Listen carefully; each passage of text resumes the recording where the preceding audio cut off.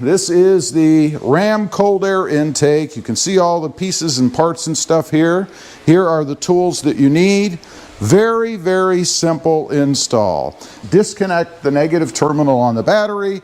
That takes a 12mm socket. Next up, we're going to go ahead and remove the top part of the cold air intake here. These are held in by these little push pin things, and the way these work, you push down and you heard the snap and it releases them. Then you pull it out, if I can get my fingers in there, and to reset them you want to push from the bottom, and I'm trying to do this one-handed for you, so that the top part sticks up like so. When you put them back in, which we will be reusing these, you want to push it down just so it's flush with the top of the pin. Not all the way down like that.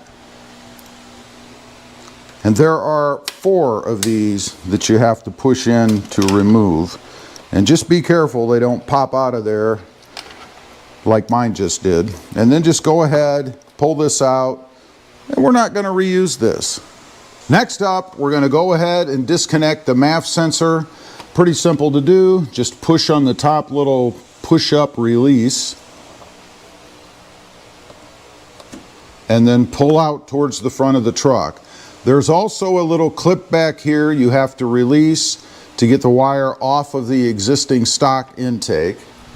To do that, this little clip thing here, you just kind of put your screwdriver in the slot, pull the little part back. There's a part that pops back. You may not even need a screwdriver actually. And then pull up the front part of it like so. And then your MAF sensor connector is loose. Next up, we want to remove, or loosen rather, the clamp down here on the bottom next to the Banks boost tube I've got installed. So I'm going to go ahead and just back this screw out a bit. I'm not going to completely remove it. That will allow us to pull the tube off of the connection down there. And then finally, we're going to go ahead and pop these clips back like so.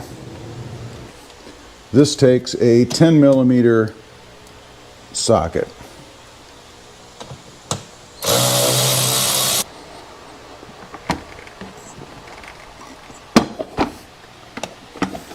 Next up, we're going to go ahead and pull up on the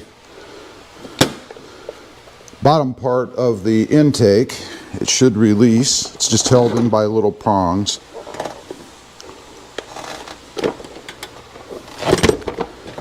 Like so. Now, on the bottom of this intake, you're going to have these little nubs. You can see one there, one there, one there. We're going to reuse those. You want to just pull them out, and they do just pull right out like so.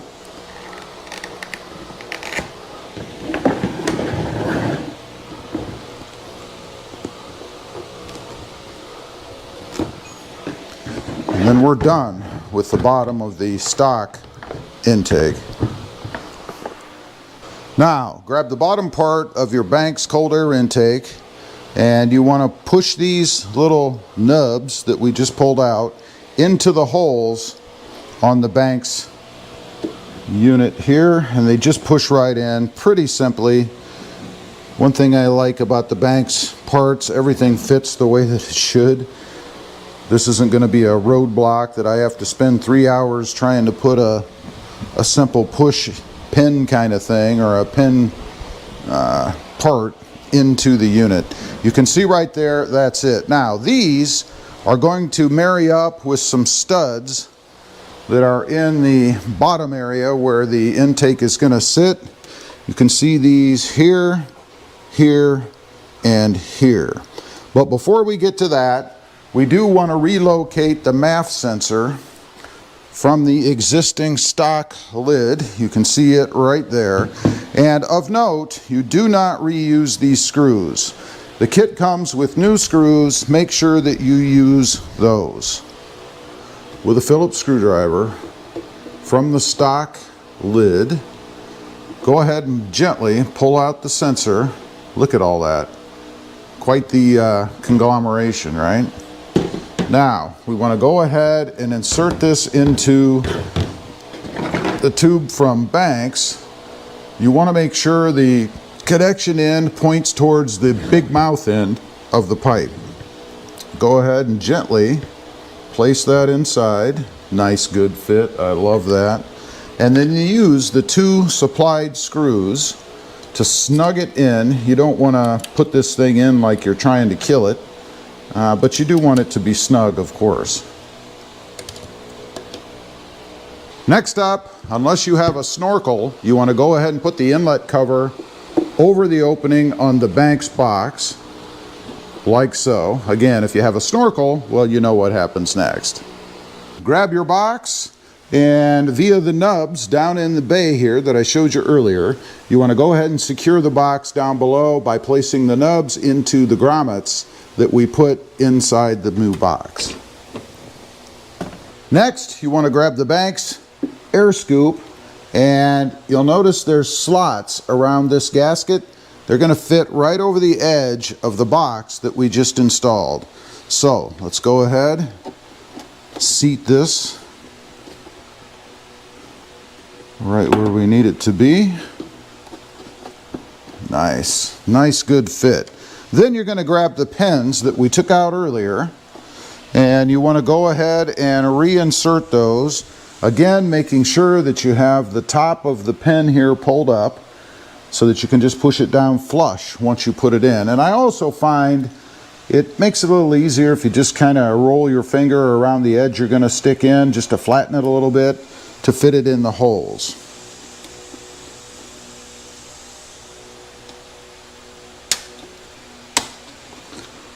Next, we're going to move on to the air filter. Grab the big ass air filter, yeah, that's what it's called, and go ahead and slip it into the opening where it goes over here on the side with the clamp in such a way that you can access it to tighten it down once we get to that point. Grab the rubber coupling, and orientation for this, you'll notice some slots. On the top you have a bigger slot. This is kind of where the mass airflow sensor is going to sit. Just for orientation's sake. You also have the Banks logo in the front. You should be able to read that from the front. Go ahead and place the clamp over it. On the bottom side, of course. Again, orienting it so you can access the screw to tighten the clamp up once we get to that point. Grab another clamp, the last clamp. Go ahead and put it over the top of the coupling. Now we're going to grab the big tube that's going to connect to the big ass filter, and we're going to go ahead and marry this up to the coupling. Go ahead and slide it down in there. Again, with the mass flow air sensor kind of lined up towards the gap in the tubing down below. Go ahead and tighten up all of your clamps, the 2 down here at the bottom and the one up here on the tube for the air filter. We just slip that inside the top part for the air filter. All right, got everything tightened down. You guys can see what it looks like. Pretty cool setup. Now, lastly, we want to go ahead and grab the mass airflow connector, and we're going to kind of snake it around from the back, like so. Grab it from the front, and then we're going to go ahead and connect it up. Again, it's just an easy push in, very simple. Should hear a click like that, and we are golden. We are done. The only thing to do now is to reconnect the negative terminal and go for a ride.